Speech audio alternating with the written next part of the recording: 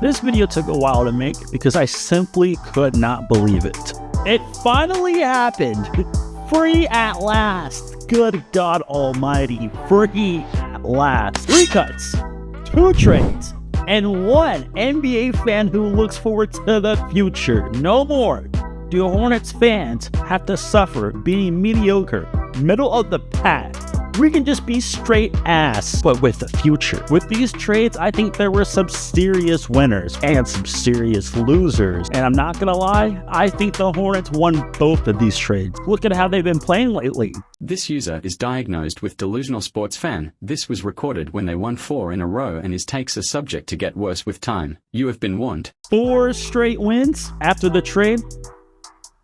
The trades weren't even the serious wins. It's who we cut that makes us dangerous in the future. Make no mistake, this trade deadline was new ownership cleaning up Michael Jordan's mess. We cut 3 guards with 1 similarity. Ass. They were ass. All of them. All of them. Nothing more, nothing less between being insufferable off the court and being visual diarrhea on the court. I hold no tears for these men that I will discuss. Now, let's get into the finer details of these trades. Gordon Hayward, a tough experience that I just don't have the words for. He honestly deserves his own video. A $30 million a year signing gave every fan PTSD of this Nick Batum saga. But make no mistake, he was no Nick Batum. He still had talent, but just couldn't stay healthy to save his life. He had to go. But who would take on such a risk, as he had 1 year left on his deal? Enter the OKC Thunder, who seem to be all in on trying to take it to the next level, as their guy, Shy Guy, is playing MVP level, and the Thunder are gunning for first in the West. A trade had to be made, and it goes as follows. Gordon Hayward for Davis Bertans, Vasilije Micic, Trey Mann, a 2024 second rounder, a 2025 second round pick. A haul, to say the least. Charlotte basically got a bench in return for Gordon Hayward, who was basically on his way to the bench anyways. OKC, you are getting a floor spacer wing who could really change the game come playoff time, because he is a savant on offense. Nice finish, nice mid-range, especially posting up, and a decent three-pointer who is also criminally underrated playmaking. Defense is questionable, but with him coming off the bench, going up against other bench players, he will fare well. His only flaw is availability. Both the years we made the play-in, he was nowhere to be found. So have fun with that. Now on Charlotte's end, we made out like bandits. If there's any team that I trust with their bench players, it is OKC. And oh my, how fun it's been. Trey Mann has shown he has been buried in OKC's bench, waiting to just spread his wings. 13 points, 7 rebounds, and 7 assists since he came here. He very well could be getting a second contract here. Micic is just a gadget of a playmaker. He used to play LaMelo Ball overseas. Amazing basketball IQ, and most importantly, doesn't give up leads. Bertans, he was just thrown into the deal to sweeten it up, but I respect his three-pointer, so I love it. I love it. The picks are something I don't see us using in the future. I think they would be trade fodder, so we could be shopping them in the future. Overall, this trade is an A- for the Hornets and a C+ for the Thunder? Yeah, C+. PJ Washington, drafted in 2019, and he seemed promising as just a stretch 4 on offense, but was simply ruined by a losing culture. Going from an all-offensive coach to a coach who preaches and begs for defense, switching between coming off the bench all the time, has to mess with you. He had to go, as he was consistently inconsistent. Starting first half 0 for 8 and finishing with 12 points, and a loss is silent quitting. But who would dare take on such a player? He is on a team-friendly contract that he just signed last season. That makes him valuable, especially to a team that needs a big man that can shoot the 3. Oh yeah, he definitely had a market. But there's an additional cost. The Hornets demand a first rounder in return. No ifs, ands, and buts about it. Who pays that for a fringe starter? Enter the Dallas Mavericks. Teetering between contenders and play-in participants, they needed a jolt to push through the second half of a grueling season. Kyrie and Luka needed a big man who spaces the floor and keeps the defense honest. They were willing to pay the piper. Dallas gets PJ Washington, a 2024 second rounder, and a 2028 second rounder. In return, Charlotte gets a 2027 first round pick, Grant Williams, and Seth Curry. Dallas may have overpaid on this one, but there is no such thing as overpaying when you win a championship, and this trade gives them a better chance. His mid-range and three-pointer will definitely be a great addition. I don't expect them to mesh together instantly. It's going to take throughout the season. I give it a B+. And you get rid of locker room cancer Grant Williams, who is on a bad contract, so it's a win. Charlotte, though. I'm not going to quit with the cock tease. I'm going to give you the grade right now. A+ on Charlotte. And oh my God, I don't care if the pick is in 2027, 2035, 2155. You gave a first rounder for PJ Washington. You should never, ever pay a first rounder for a fringe starter. This league and its whole history was built on those kind of deals.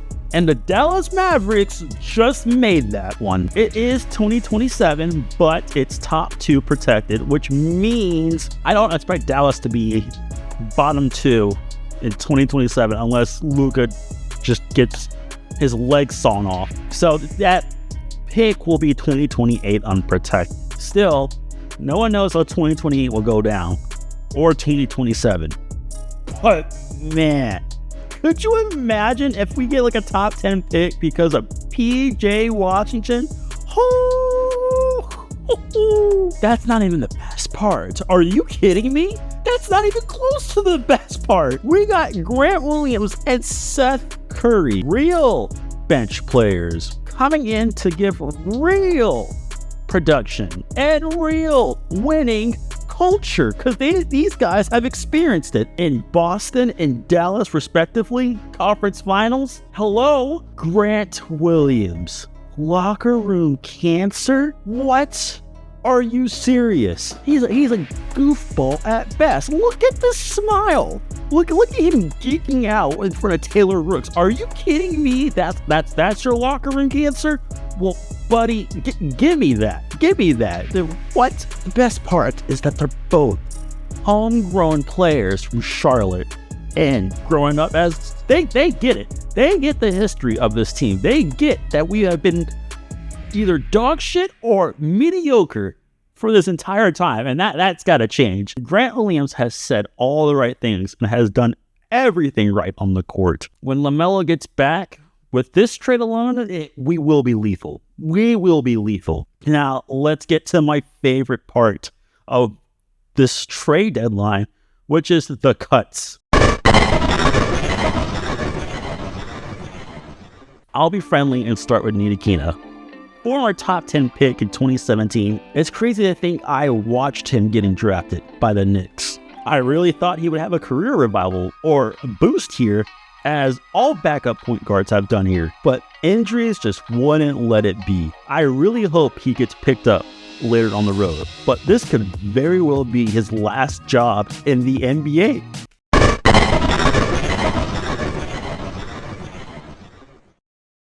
James Bouknight. Oh, this has been a long time coming now, hasn't it? You are the only one in this video I have actual disappointment for, being picked 11th overall 3 years ago. I had $585.40 worth of disappointment with you. They are worthless now. Why? Not because you're horrible on the court. Oh no, somehow I've become numb to that as a Hornets fan. but off the court and on the sideline, your personality somehow managed to be worse. Couple speeding tickets after flexing on snap, reckless driving charges, arguing with your coach your rookie season on minutes? How could you manage to top all of that off? Being caught unconscious at a parking deck at midnight? Or an hour later, a DUI charge with a 40 cal, Doritos, and a Glock 23. You're insane. I have more snaps of you at the county jail than you have highlights. Enjoy China. Ni hao.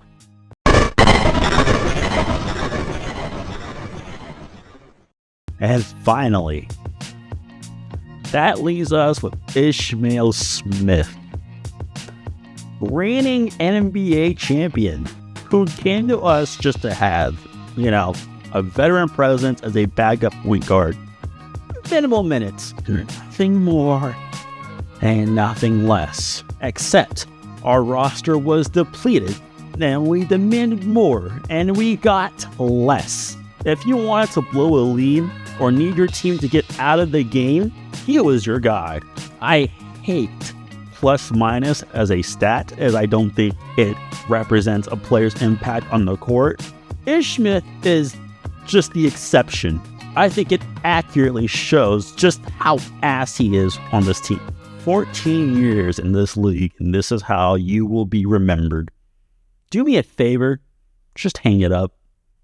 Be a family man. You had a great career, just not here. With these moves, I finally have hope for this team. We are so back, baby. The best part is we didn't even give up any first-round picks, and we have guys on prove-it deals who want to develop a winning culture here. Time will tell if these were the best deals, but as of this recording, I love them. I love all of these moves. For now, what if Gordon Hayward becomes a Hall of Famer, winning 6 PJ Washington becomes a 5-time All-Star, and we only got